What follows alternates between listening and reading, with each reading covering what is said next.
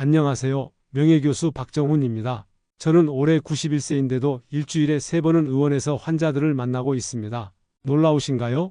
저는 매일 아침 5시 30분에 일어나 3층까지 계단을 오르고 주말에는 손주들과 놀아줄 정도로 건강합니다. 사실 67세 때는 심근경색으로 쓰러져 병원 침대에 누워있던 적도 있었습니다. 40년 넘게 내과 의사로 일하면서도 제 건강은 제대로 챙기지 못했던 거죠. 그때 응급실 의사가 물었습니다. 평소 운동은 어떻게 하셨습니까? 제가 주말마다 등산합니다라고 답하자 그것이 문제였을 수 있습니다라는 답변이 돌아왔습니다. 의사로서 알고 있어야 했던 사실을 간과했던 것입니다. 주 5일 동안 거의 운동하지 않다가 주말에 갑자기 고강도 운동을 하는 것은 심혈관계에 오히려 부담을 줍니다. 이 경험을 계기로 저는 건강에 관한 모든 것을 다시 연구하기 시작했습니다. 그리고 발견한 놀라운 사실은 세계 장수 지역의 사람들은 운동이라고 부를 만한 특별한 활동을 거의 하지 않는다는 것이었습니다. 대신 일상생활에서 꾸준히 몸을 움직였죠. 우리나라 65세 이상 노인 중 3분의 2가 적어도 한 가지 이상의 만성질환을 앓고 있습니다. 고혈압, 당뇨, 관절염은 물론이고 최근에는 노인 우울증까지 심각한 문제로 떠오르고 있습니다. 여러분도 나도 늙으면 저렇게 될까? 자녀들에게 부담이 되지는 않을까? 하는 걱정이 있으실 겁니다. 오늘은 제가 24년간의 실험과 관찰을 통해 발견한 진짜 건강 비결을 솔직히 말씀드리겠습니다. 의학적 오해 중 하나는 주말 등산의 효과였습니다. 평일에는 진료로 바쁘고 운동할 시간이 없으니 주말마다 북한산을 오르며 이 정도면 건강 유지에 충분하다고 생각했습니다. 환자들에게도 똑같이 권했죠.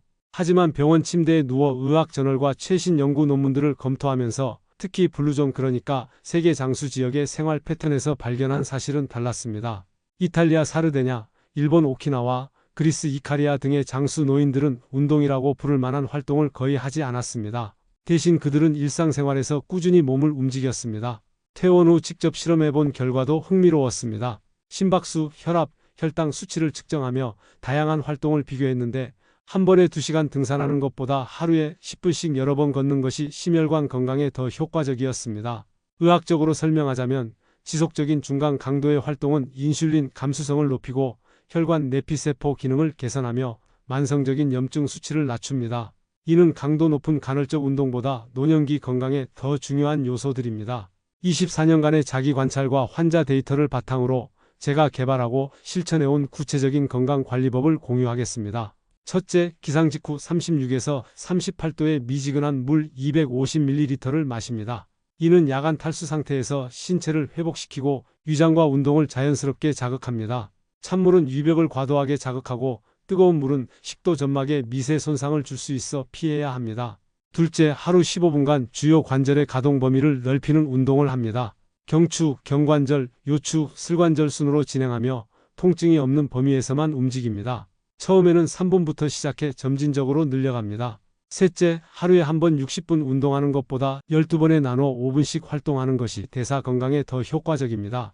진료 중에도 환자 사이 1분, 점심시간 10분 등 틈틈이 움직이는 것이 핵심입니다. 넷째, 계단 오르기는 심혈관 건강의 지표로 활용될 만큼 효과적인 운동입니다. 중요한 것은 속도가 아니라 꾸준함입니다. 저는 24년간 하루도 빠짐없이 3층 진료실까지 계단으로 올라갔습니다. 다섯째, 음식을 한 입당 최소 20회 씹는 것은 단순한 습관이 아닙니다. 이는 소화효소 아밀라아제의 분비를 증가시키고 인슐린 반응을 조절하며 포만감을 적절히 인식하게 합니다. 식사 중 전자기기 사용을 피하는 것도 소화 건강에 중요합니다.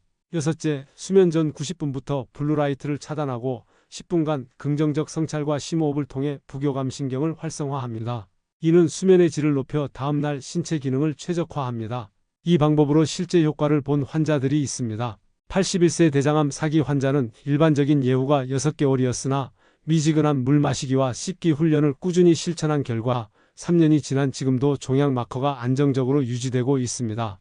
78세 만성 우울증 환자는 10년간 수면제에 의존했으나 아침 루틴과 저녁 명상을 통해 6개월 만에 약물 없이도 정상적인 수면이 가능해졌습니다. 83세 제2형 당뇨 환자는 인슐린 의존도가 높았으나 식이습관 개선과 인터벌 활동법으로 HbA1c가 7.8%에서 6.2%로 감소했습니다. 습관 형성에 관한 최신 신경과학 연구에 따르면 새로운 습관이 자동화되기까지는 평균 66일이 필요합니다. 많은 분들이 실패하는 이유는 한 번에 너무 많은 변화를 시도하기 때문입니다. 저는 환자들에게 미세습관법을 권합니다. 이는 새로운 행동을 극도로 작게 시작해 점진적으로 확장하는 방법입니다.